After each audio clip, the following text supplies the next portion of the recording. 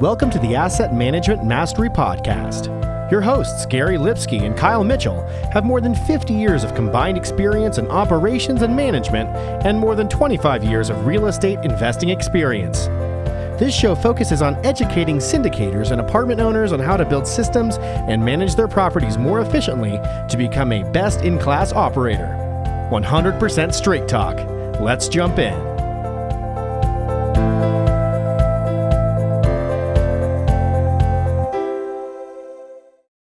Hey everyone, welcome to the Asset Management Mastery Podcast. I'm your co-host Kyle Mitchell, also joined by Gary Lipsky. This podcast is focused on educating operators, building better systems, and becoming a best-in-class operator. Also be sure to check out our Facebook group, Asset Management Mastery. All right, today on the show we have Steve Louie. How are you doing, Steve? Hey, I'm doing great. Good to see you, Kyle. Gary? Good to see you. And if you can start by telling the listeners a little bit more about yourself and what you currently do. Yeah, no, thanks, Kyle. I currently work for Vertical Street Ventures. We're a syndication firm, and we focus on real estate syndication in the Phoenix marketplace. I currently have about 2,500 units that I've invested in, of which about 1,000 of them are on a general partnership basis, and really focused on, as you guys know, in the Tucson and Phoenix marketplace. Well, thanks for joining us today, Stephen. Let's talk about something about, I know you refinanced two projects, and why don't you tell the listeners a little bit about the size and where they're located, and then we'll dive into the meat of it. Yeah, no, great. We've refinanced two properties, about a total of 64 units. So there's a 28 unit as well as a 36 unit. These were both pretty extensive rehabs based on when working with the property manager, who was also, by the way, the construction crew. They took care of all the construction as well. So pretty heavy property management / asset management that took place across the board. Purchased them about a year ago, and in about 16 months on both of them, we were able to do a full cash out refinance on those. Some of the rehab on them included everything from a stainless steel package, added washers and dryers in suite, which was crucial during COVID.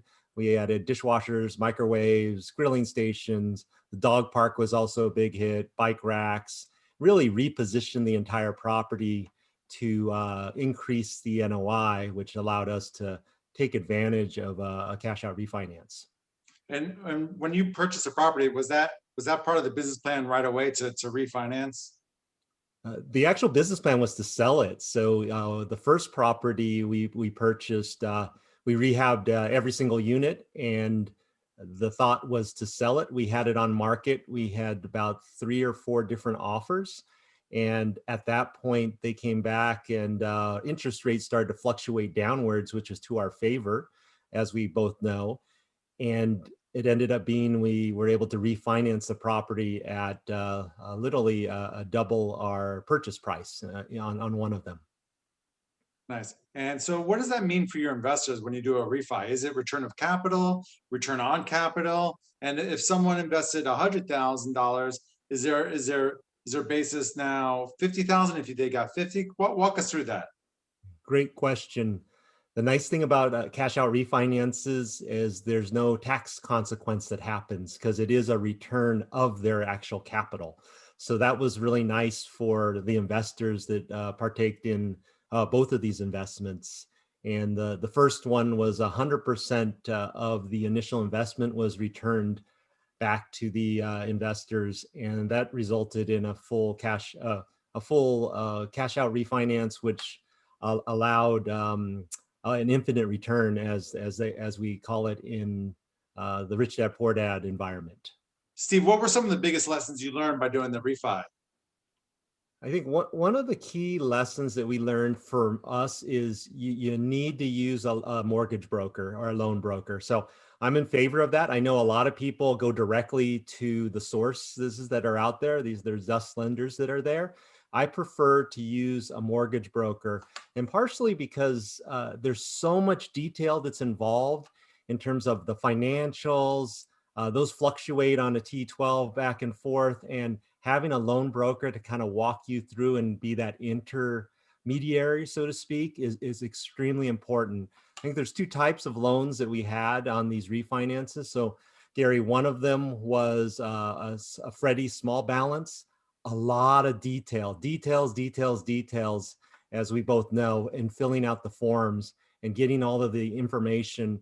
Had to fill them out multiple different times, and having the resource of the broker was excellent on one of the refinances. The second one was a local Phoenix bank that we took advantage of, and that relationship was uncovered because of the loan broker. So I'm truly a fan of using a loan broker for situations of a refinance, just because they know the marketplace.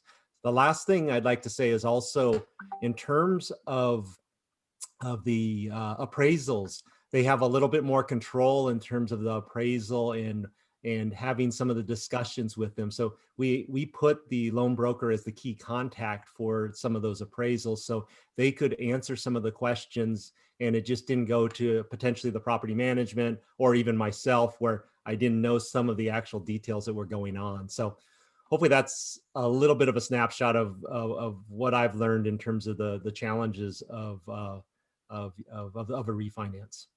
And what did that cost you? 1 point, or to have an expert kind of guide you through the whole process? Yeah, it's typically 1 point, and some of that gets negotiated as well, depending on how many different properties you do have with that loan broker. So I think we were able to negotiate that a little bit downwards, but in general, Gary, you're right, it's about 1 point. All right, that's great advice for someone looking to do a refi. Thank you. I'm going to pass it over to Kyle and take us home. All right, Steve, what is your asset management superpower?